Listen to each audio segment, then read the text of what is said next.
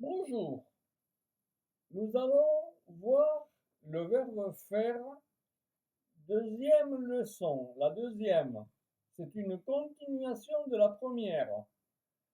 Alors, c'est un niveau un peu plus poussé, un peu plus élevé. Voilà. Alors, tout à l'heure, il y aura une traduction à l'espagnol, à part, sera à part. Alors, nous avons vu le changement phonétique du verbe faire et nous avons vu les temps verbaux suivants.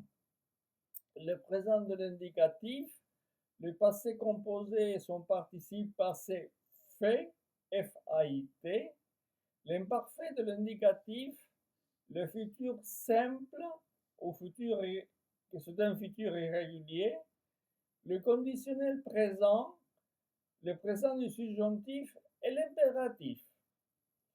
Nous allons rajouter le passé simple et les temps composés ayant ou qui en ont comme auxiliaire le verbe avoir.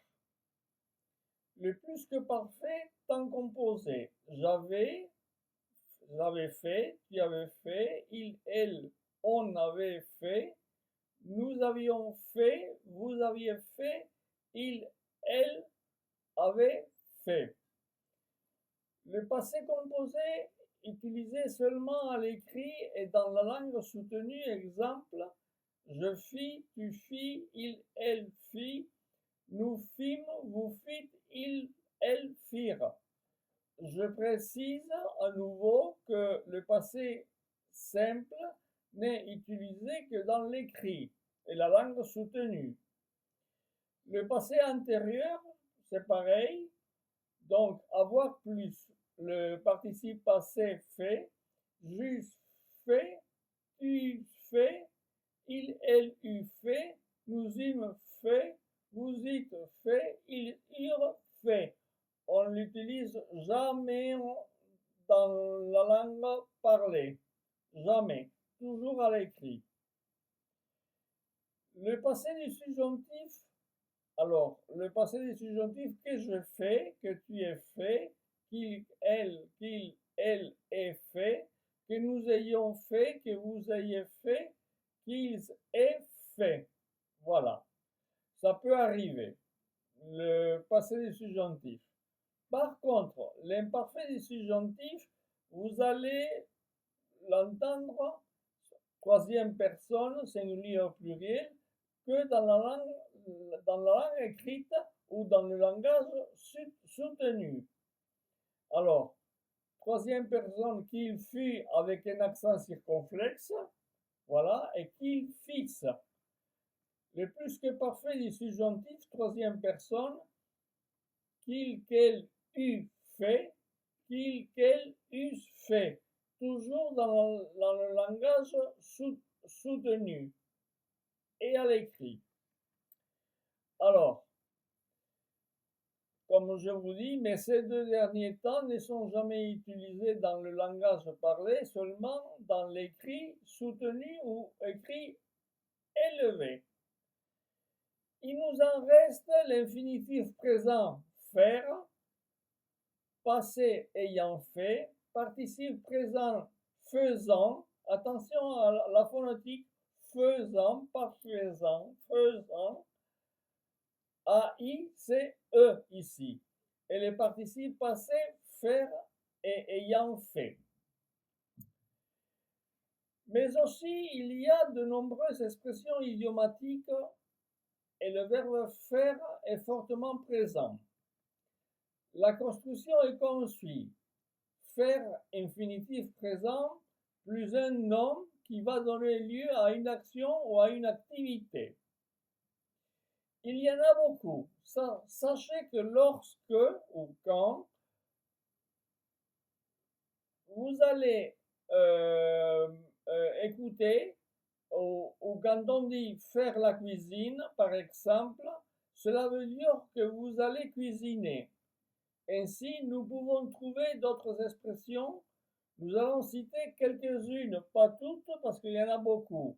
Mais sachez, comme je vous dis, que c'est faire plus un nom, c'est une activité.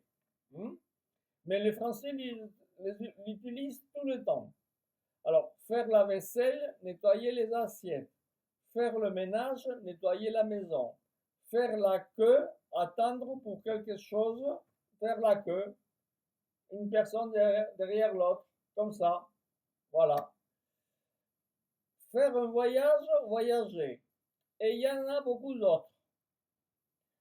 Nous allons trouver le verbe faire en parlant, quand on parle, il fait beau temps, il fait mauvais temps. Et aussi, elle le fait exprès, faire une action volontairement. Et puis d'autres comme faire le pont, ne pas travailler entre deux jours ouvrables, faire du lèche-vitrine, regarder les vitres des magasins, et ainsi beaucoup d'autres. Pensez à que toutes elles demandent faire une action.